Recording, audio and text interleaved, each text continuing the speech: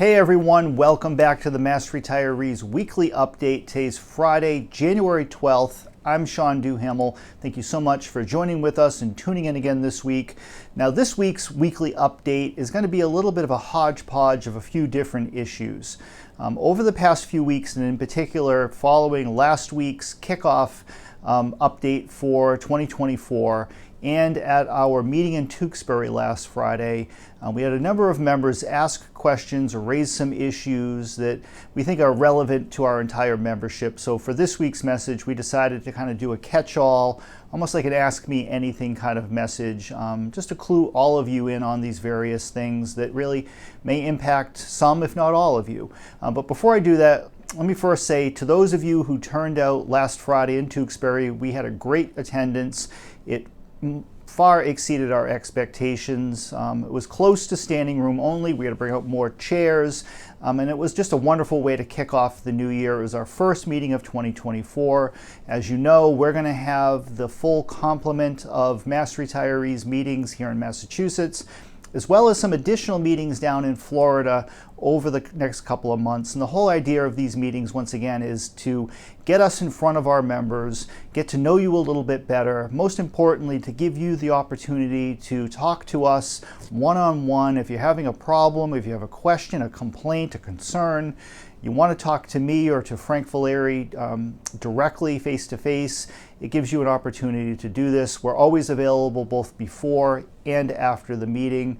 And it is wonderful to see not only those of you who have been members for a very long time. And I know I spoke with a member up in Tewksbury that has been a member of Mass Retirees for virtually the entire 30 years that I have worked for you. And it is just wonderful to see you still coming to the meetings and being involved, as well as all of the new members who have joined more recently, who are coming to their first meeting. So, you know, if you happen to see one of our meetings in the general area that you live in or that you're traveling to, come on by, say hello.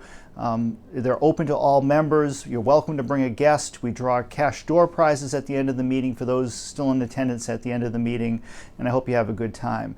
Now, also in terms of our meetings, the Tewksbury meeting again kicked off our 2024 season. We will not be holding any more meetings in Massachusetts until April, until the weather gets a little bit nicer. But in the meantime, we're going to have 5 meetings this winter down in Florida. We have 2 meetings coming up the first full week of February. Then we have 3 meetings coming up the first full week of March. And in terms of the March meetings, if you noticed in the January newsletter, we had to save the date for Friday, March 8th in the greater Orlando area. Well, I'm pleased to say that we have finally nailed down the location of this meeting, and that's thanks to those members who I reached out to a week ago living in the Villages in Florida, asking for your help. We were having some trouble finding an appropriate place that was sort of centrally located with plenty of parking that would really meet the requirements of our meetings. And I was contacted directly by more than a dozen of our members living in the Villages with some suggestions and thoughts, and you were extremely helpful. And I want to thank those of you who worked directly with our meeting coordinator, Leo Delaney, to make this happen. So on Friday, March 8th at 11 a.m., we will be meeting in Lady Lake, Florida. We have decided not to hold the meeting directly in the Villages, and this is for logistical purposes. Apparently, because the fact that the Villages is a private community, there are certain requirements for us to hold a meeting and to bring in members who do not live in the Villages and who are not residents of the Villages, and we were a little bit concerned that that could create some problems. So we did the next best thing. We're holding the meeting right next to the Villages, just east in Lady Lake. I think it's almost bordering. All of the information is contained in today's email message. It will also be contained or posted in our March newsletter, which all of you are going to receive the middle of February. So there'll be plenty of notice. Page 3 of the newsletter is always our meeting event page. So always look to page 3 for upcoming meetings. We also remind you of our upcoming meetings in forums like this. It's on our website, so we'll make sure we get the information out to everybody. But we are excited to be going to some new locations. We're hoping for a great turnout at these locations. So if you're either a Florida resident, or if you're a snowbird, or you're just down there for a few weeks in the heart of winter, come on by, say hello. It will be great to see everybody in person. And hopefully the weather will be a little bit nicer than here, although we're only there for a few days. This is going to be a whistle-stop tour. We're doing a meeting in Bonita Springs and then in Largo, and then the following day we'll be up in Lady Lake. So it's going to be boom, boom, boom, done, back to Boston, back to the snow. But spring will be right on the horizon at that point. But in terms of the hodgepodge of things I want to talk about, over the past several weeks or a few months, we've heard from quite a few members who have recently received letters in the mail from the Social Security Administration. Now, these retirees are impacted by either the windfall elimination provision, the WEP, or the GPO. Now, while it is normal that retirees who are impacted by the GPO, which again affects spousal Social Security benefits, so in other words, you are collecting Social Security based off of your spouse's work history, and we have many members who qualify for that. Well, unfortunately, under the GPO, in addition to the initial 2/3 offset, there is an ongoing 2/3 offset of every cost of living adjustment that these retirees receive. And over the past 40 years, it has become common or routine for Social Security to reach out to retirees whose Social Security has been impacted by GPO, asking if you have received any cost of living adjustments on your state or your local pension, on your public pension. If you have, your Social Security benefit will be further reduced because of the GPO. It is extremely unfair. It is just rubbing salt in that proverbial wound. It is something that we continue every chance we get. If Congress does nothing else, we believe they should at least get rid of the ongoing GPO offset for COLAs. But as of now, that's the federal law, that's the law of the land, and we're stuck with it. And these letters are going to continue to come in, and unfortunately, spousal Social Security benefits will continue to be affected. There's no way around that until Congress changes the law. However, more recently, we've been getting reports from retirees receiving their own Social Security benefit that has been subjected to the windfall elimination provision, or the WEP. Social Security is seeking information on the amount of your public pension at this time. So these retirees have received a letter asking for information about the amount of their current pension. Now, while these letters do not contain any type of specified penalty, we believe that Social Security is within its legal rights to be requesting this information. We're not exactly sure in terms of the WEP of why they're asking for this information. It could be that under the WEP law, the part of the law says that the WEP amount or the WEP reduction in your Social Security benefit cannot exceed half of your pension. So let's just say, for the sake of argument, you were receiving $1,000 a month in your pension. That means that your Social Security benefit could not be reduced by the WEP by more than $500 a month, which is still a heck of a lot of money. So we don't know if the Social Security is just trying to confirm that the WEP does not exceed that amount of half of the pension, but we're not exactly sure, and we have some calls into our congressional contacts trying to get behind or trying to figure out exactly what it is that they're trying to do. But either way, they have a right to request the information, and in speaking with our General Counsel, Bill Reary, we believe that it's in everybody's best interest to comply with it. You don't want to get into a situation where you're going to receive a threat from Social Security saying, hey, look, you didn't send us the information we requested, we're going to freeze your Social Security benefit as a result. Again, the letter does not contain that kind of threat, but anytime you receive an official request from the federal government, whether it's from the IRS or from Social Security, it's probably a good idea to comply with that request. If you have questions, certainly give us a call. We'll be happy to talk about it and give you some advice as best we can. But in this particular instance, it appears that it's best to comply with the request and provide them with the information that they need. Also related to Social Security, as well as our general legislative package. As you know, we filed 16 or 17 bills this session. We're hoping that the legislative committees here on Beacon Hill start to take action on this legislative package over the coming weeks. But a number of members have reached out, both in terms of the WEP and GPO legislation pending before Congress, as well as our legislative package here in Massachusetts, asking which legislators are opposed to our bills. And that's a good question, and it's a difficult question to answer. The short answer is we simply don't know for the most part. It is very hard to tell. We do not have a list that we use internally, and we certainly don't have a list that we've provided to our members or to the public of those who are opposed to us. As a general rule, the best thing you can do to try to determine if your local legislators, that means your state rep, your state senator here in Massachusetts, or for the federal level, your local congressman and our 2 U.S. senators, the easiest thing for you to do in terms of determining whether they support something or not is to see if they signed on to a particular bill. So when it comes to WEP and GPO, look and see if the name of your local legislator, your local member of Congress, is on that bill. The same applies to our legislative package here in Massachusetts or any of the budget amendments that we file. Last year, for instance, when we filed our House and Senate budget amendments around the COLA, we published in our newsletter and through one of our weekly messages the list of legislators who signed on to those amendments. Those are folks who have affirmed that they are supportive of public retirees and that they have made you a priority. Now, the one sort of qualification or caveat I would throw into that is that can be kind of deceiving. Traditionally, senior members of the legislative leadership and the congressional leadership, for the most part, do not sign on to or co-sponsor individual pieces of legislation. It's part of the tradition of Congress. It also helps them to do their job on behalf of the state or on behalf of the country, not to be specifically tied down with any one proposal.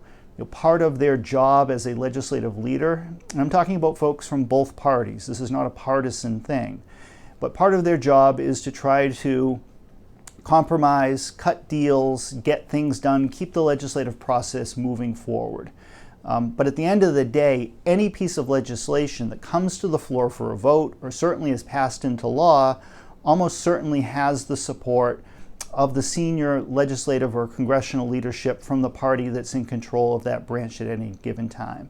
So if a bill were to pass the U.S. House of Representatives today, it most likely has the support of Mike Johnson and the Republican leadership in the House, and the same thing over in the Senate. If a bill passes the U.S. Senate, which is controlled by the Democratic Party, most likely Chuck Schumer and the senior Democratic leadership in the Senate support that legislation, or else it wouldn't move. Same applies here in Massachusetts, whether it's in the House with Speaker Mariano or over in the Senate with Senate President Spilka. Any legislation that comes forward and passed generally is going to have their support, otherwise it wouldn't be moving. So you really can't base support or opposition clear or solely on who signs on to a bill. Further, we do know historically that some folks sign on to bills because they might support the concept of that proposal, but they do not intend for that proposal to ever become law. And it could oftentimes relate to the expense that's associated with that proposal, or quite honestly, there are some things that are good ideas on paper, but in practice, it's just not practical, or it's not going to work. So it can be a little bit of a bait and switch with someone signing on to a bill, but knowing full well the likelihood of that bill moving forward or certainly being passed is not going to happen. So it is hard to really pinpoint who's with us, who's against us. Now, there are rare circumstances where a legislator, a member of Congress, will straight up tell us, I do not support this, and here's why. Or they'll vote against us. A piece of legislation will come up for, say, COLA base increase.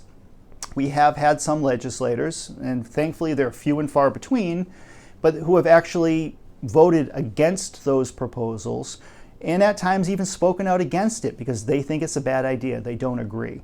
And we always single out those individuals and let our members and everyone else know that legislator X voted against your COLA increase and here's why. Now, one thing to also go by is during election cycles, when we're making endorsements of candidates, the only criteria we use is whether or not that elected official supports public retirees. So in other words, they've signed on to our bills, they've sponsored our budget amendments, they have been directly involved in trying to help us improve the lives of our members. And at the same time, if someone who has opposed us, we're going to oppose that election, and we'll make that clear to our members. But oftentimes, the support or the opposition or how hard someone's working on our behalf or your behalf, that can be very opaque. So it's a very difficult question to answer. So finally, the last thing I want to talk about this week is that in addition to the focus and the work we put in monitoring and being engaged with what's happening at the State Group Insurance Commission. And as I pointed out last week, the GIC is set to meet next Thursday, I almost said September, but January 18th. They will have their annual health insurance plan design meetings. And that's where co-payments and deductibles and those sorts of things will be fleshed out and potentially voted on for the coming fiscal year. And any changes being made will come to light. So we'll have a full report next week on the GIC Commission's meeting and reporting back to you on whatever changes, if any, they are proposing at that time. But we're also very, very heavily involved and focused on what's happening at the local level. Now, all across Massachusetts, city and town governments, they also provide health insurance benefits for their retirees and their active members. 40 of those communities are insured through the GIC, but that leaves more than 300, about 310 or so other communities, school districts and other government entities in Massachusetts who have their own health insurance plans. Many of them band together through what we call joint purchasing groups. And you've probably heard us talk about MIA. They're one of the largest joint purchasing healthcare groups in the state. MIA is run through the Mass Municipal Association. They contract exclusively with Blue Cross and Blue Shield, and they do a fantastic job for the 160 or so smaller communities spread across Massachusetts that they provide health insurance benefits for. But there are also more than a dozen or so other regional health insurance purchasing groups spread across the state. And by and large, they do a fantastic job on behalf of both retirees and active employees.